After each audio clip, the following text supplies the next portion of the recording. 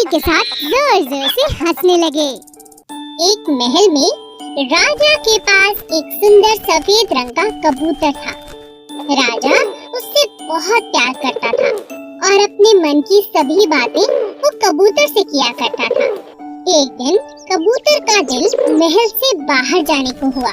कबूतर उड़ता हुआ जंगल की तरफ चला गया, मगर आते हुए वह रास्ता भटक गया।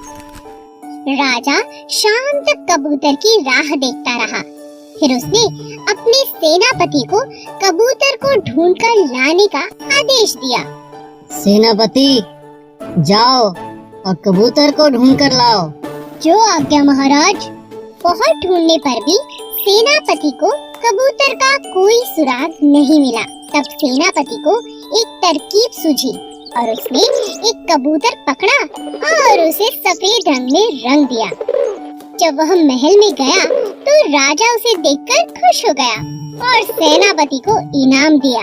कुछ दिनों बाद उस कबूतर ने अंडे दिए। एक दिन जब उस कबूतर का अंडा फूटा तब उसमें से सफेद नहीं बल्कि दूसरे रंग का कोई और चूजा निकला। यह देखकर राजा को बहुत परेशानी और शक भी हुआ। उसने कबूतर से कहा, मैं बहुत खुश हूँ कि तुम्हारे चूजे बाहर आ रहे हैं, लेकिन एक बात बताओ, तुम्हारा और तुम्हारे चूजों का रंग अलग क्यों है?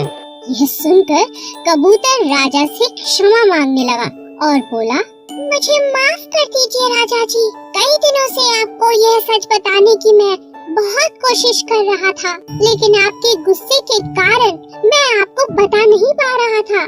कौन सा सच? आप चाहें तो मुझे जो मर्जी सजा दे सकते हैं, लेकिन मेरे बच्चों को छोड़ दीजिए।